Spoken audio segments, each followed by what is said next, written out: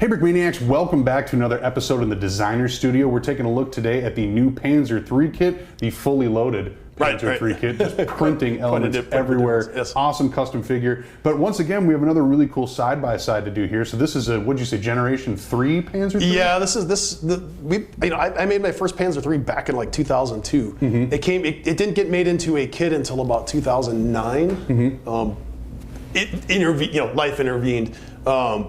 Yeah, this must be like, I don't even know the date. It has Brickmania track links on it. Yep. So these are early kits because it has the single wides. We didn't yet have the double wides. Mm-hmm. But the one thing that I was trying to do back in maybe 2012, around that time, we were trying to make what we call like budget price vehicles. This isn't, we had like what we call the Durabuilder series. I think that's what we actually called them. They were like $100 or less was the goal. Oh, okay. And we made these tanks, made models for, try to make something decent for $100. We ended up with a Chaffee, our original Huey, and a Panzer III. And this is a dark gray version of what was that original budget priced kit.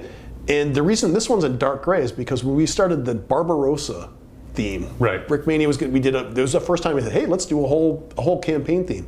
I built one in dark gray just so we could release it for the Barbarossa because we wanted to have what would look like a Panzer III at 1941 during the Operation Barbarossa.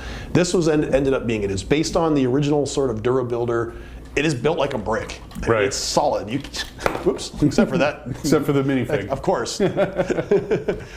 Built like a brick.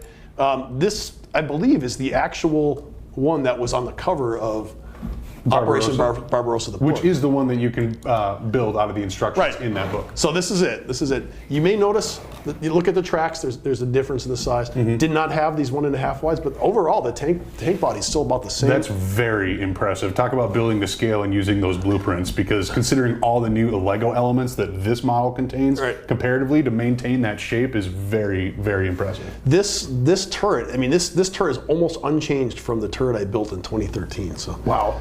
There is a myth out there that I borrowed this turret design from somebody, which is kind of, for me, it's a laughable thing, because like, that's almost 20-year-old design. Sure.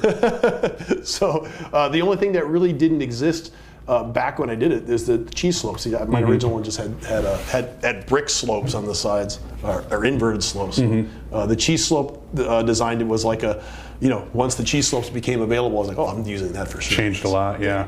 So.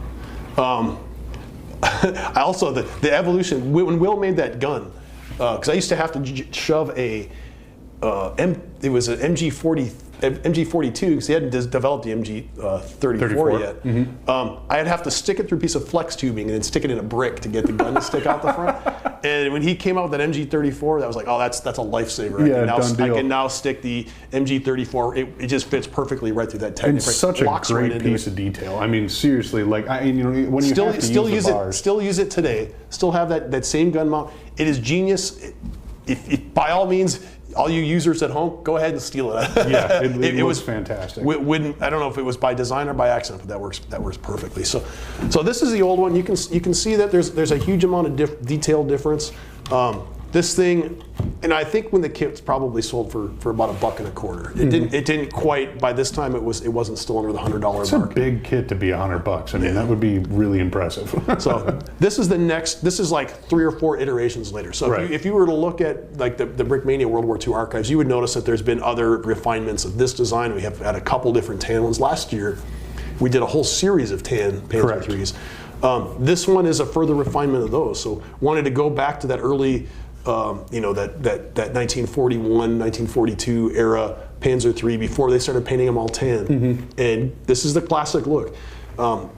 This is the model, the F model, and the F model originally came with a little gun. And why we're here. So this is the long gun. Yep. The original ones had a 37mm anti-tank gun.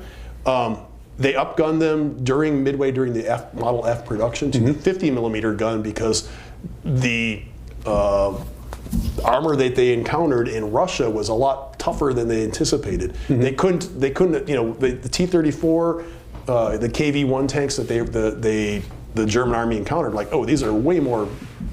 We need a better better armored, yeah. And even they're having trouble against the Matilda tanks in North Africa. So they're like, okay, we got to upgun this thing. So they took basically the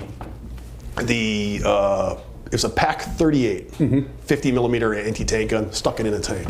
And it actually kept getting longer and longer barrel over time. They couldn't fit the 75 that was eventually put into the Panzer. I was just about to ask you where they had to stop, because obviously this isn't a big turret. No, they couldn't fit the big gun that's in the Panzer IV. So the Panzer IV ended up taking the role of the Panzer III. Panzer III was originally designed to be the tank to destroy other tanks, smaller, faster, could go knock out other tanks while the Panzer IVs were supporting the infantry. They ended up reversing that role midway through the war. Interesting. These most of them were turned into Stug 3s, so they kind of actually stopped making most Panzer IIIs, used the hulls, put that big 75 millimeter gun in it, and made a tank destroyer out of it. Eventually, or assault gun or whatever you want to use it for. The Sturmhaubitze or Sturm. which is a smart choice considering the lack of effectiveness that reached the further along it got in the war. Yeah. So let me actually just show you real quick. So this is the long gun. If you wanted to just disassemble this gun, you do have a tube in here. Oh, and the tube makes the small gun? Right. Here's your small gun. Just take off all those these Technics. And I should point out that these Technic pins, they don't make that in this color anymore. So there's just a limited time that we're going to be able to continue to make this. Okay, there you go. You heard it there. That's really cool, though. I think a lot of people who got this, if they want to be able to customize between the two, probably could have figured it out. But also, the original ones didn't have the turret bustle. So you have this turret bustle, which I designed this one so you could actually just take it off. One stud connection. You could take this tile off the back. Put the tile on there. Replace this with that tile, and bam, you've got the original. So that's Ausf. It's Ausf F, but the early Ausf F. The early Ausf F. So now you don't have the turret bustle, but you still have the printed turret number on there. Dude, that's so cool. I'm so glad you did that. So this is the way it would have started out, and you could take these track links off because the original models didn't have the extra tracks. Sure. Too, and half the stowage wasn't on the original. So kind of like lighten the load, and you've got the original. So there is.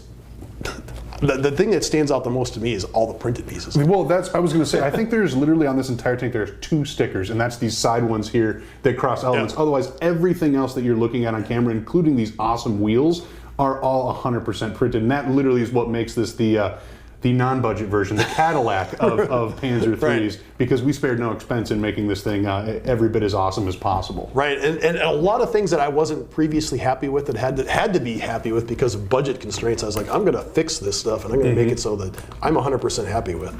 Let me just fix a tank for Dan. Yeah, a tank up to the Siskin standards. We'll take the gloves off, so to speak, and say no restrictions. So you have printing on the deck. Printing on all the little panels for the vision ports. The turret sides printed. Every wheel is printed. Those are actually including the spare. Yeah, of course. You can see that on top. You got printing on the back, and of course the guy is. Landon will go over that, but it's 100% printed. It does come with a extra set of turret numbers, though. Oh, cool. So the sticker sheet does. You do have these 2 stickers here.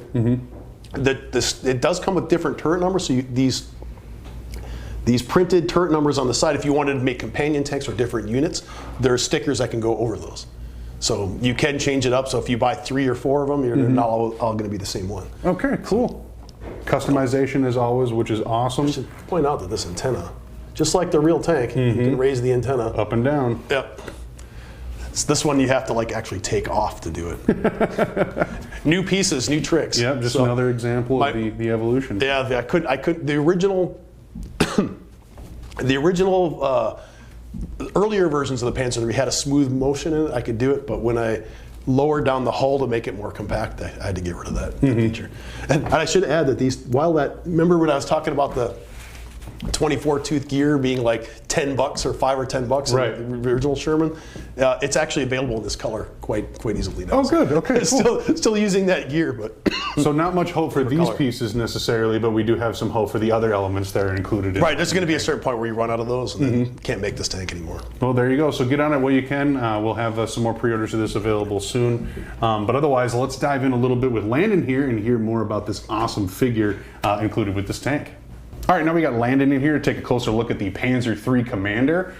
So this is already a super detailed kit, but we got a really cool custom figure to go along with this as well. Why don't we work from the bottom up, because then we can end with that awesome headpiece.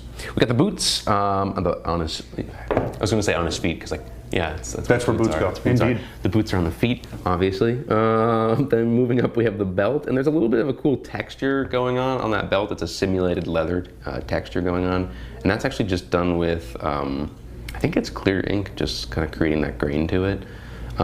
Then we have a printed version of the binoculars, as well as the physical version of the binoculars, so dual binoculars there. That's pretty cool. And he's wearing a sweater underneath that, a little bit of that pink piping to signify the unit that he's part of, and that 3D printed headgear, that crusher cap with those earphones.